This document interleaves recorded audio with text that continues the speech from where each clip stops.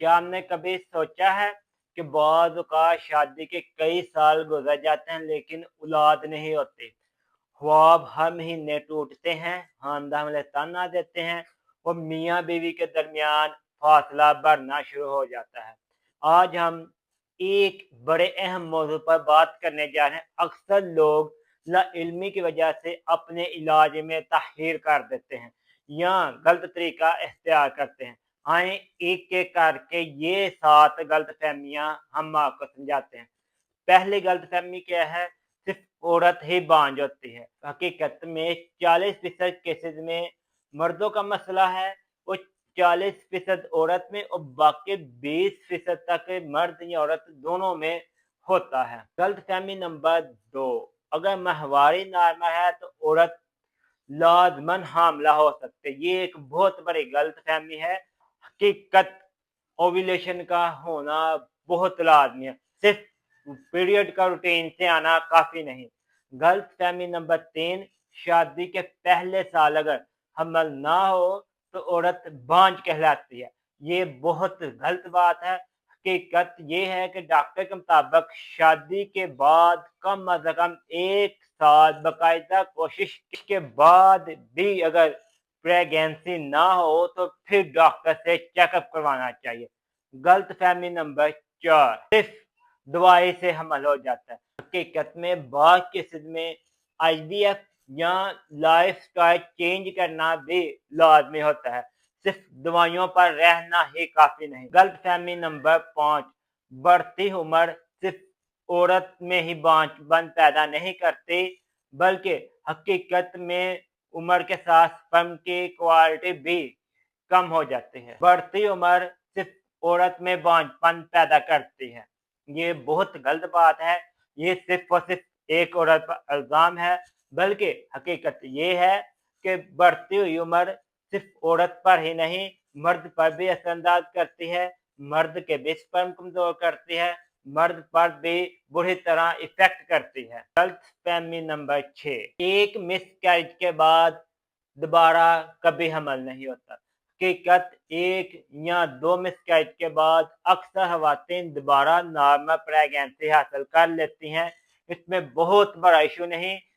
किसी भी औरत को बार-बार डिसऑर्डर नहीं करना चाहिए, यही बात पर ताना दे के कि शायद पहले मिसकैरेज हुआ है, इस वजह से दोबारा प्रेगनेंसी नहीं हो सकती, बल्कि दोबारा डॉक्टर से चेकअप करवाएँ ताकि असल वजह और हकीकत का पता चले। गलतफ़हमी नंबर 7, हर महँगा इलाज कामयाब होता है। हमारे माशरे में यह हकीकत बन चुकी है कि जब भी कहीं से महँगा इलाज होगा तो लोग सोचेंगे कि महँगा इलाज ही कामयाब करता है। लेकिन हकीकत ये है कि आईसीएसआई या आईवीएफ जैसे महँगे इलाज में भी कामयाबी की शरह से 50% तक होती है।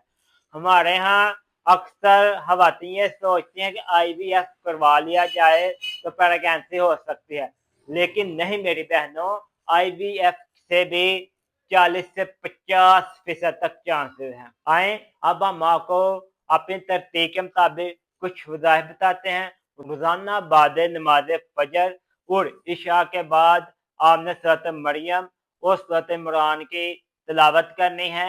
मियाँ-बीवी एक साथ सदका करें, क्योंकि सदका रुकावटें दूर करता है। अभी आपको मैंने पहले भी कुछ पिछली वीडियोज़ में वज़ाइफ बताए थे। अभी अगर आपको किसी वज़ाइफ की समझ ना आए तो हमारा नंबर आपको स्क्रीन पर नज़र आ रहा है। आप व्हाट्सएप पर मैसेज करें, हम फ़ौरी आपको जवाब देंगे। अभी हम आपको कुछ टेस्ट बताते हैं कि ख़वातीन में अक्सर हार्मोन के लिए जो टेस्ट किया जाता है, एफएसएच, एलएच प्रोलैक्टिन और टीएसएच का टेस्ट है। ये हार्मोन के टेस्ट होते हैं जो कि ब्लड से होते हैं और बहुत ज़रूरी हैं। अल्ट्रासाउंड की जाती है पीसीओएस या सिस्ट को चेक करने के लिए।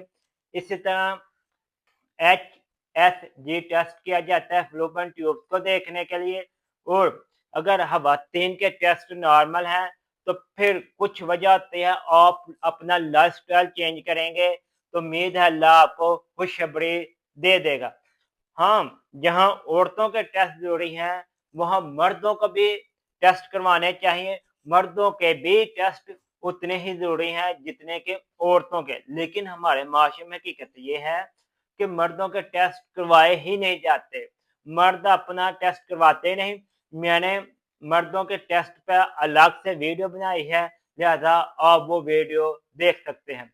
अभी हम आपको टेस्टों के बारे में मालूमात देते हैं। मर्दों में पहले सीमेन एनालाइज किया जाता है, फिर इसके बाद हार्मोनल प्रोफाइल मुकम्मल की जाती है और बाद के सीधे अल्ट्रासाउंड ऑफ टेस्टिस की भी जरूरत पड़ती है।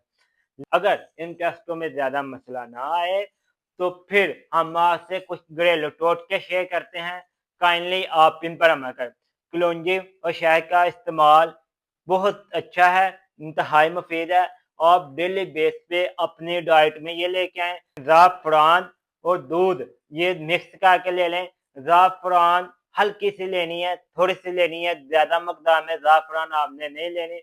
पानी ज्यादा पिए, जिंक फूड से परहेज करें, शुगर और मोटापे पर कंट्रोल लाजमी करें। आए अब हम आपको फाइनल एडवाइस देते हैं। प्यारे नाजरीन, इनफर्टिलिटी कोई शर्मिंदगी की बात नहीं, बल्कि एक मेडिकल कंडीशन है जिसका इलाज मुमकिन है। हमेशा याद रखें, औलाद अल्लाह की अता है और दुआ के साथ साथ इलाज करना भी सुन्नत है। कभी भी लोगों की बातों से दिल ना तोड़ें अपना, अपने डॉक्टर से राब्ता रखें, मियाँ बीवी एक दूसरे का साथ दें और अल्लाह की राह पर भरोसा रखें। ये वीडियो सिर्फ तलीमी मकासद के लिए है। कभी भी दवा या इलाज अपने डॉक्टर के मशवरे के बगैर ना करें।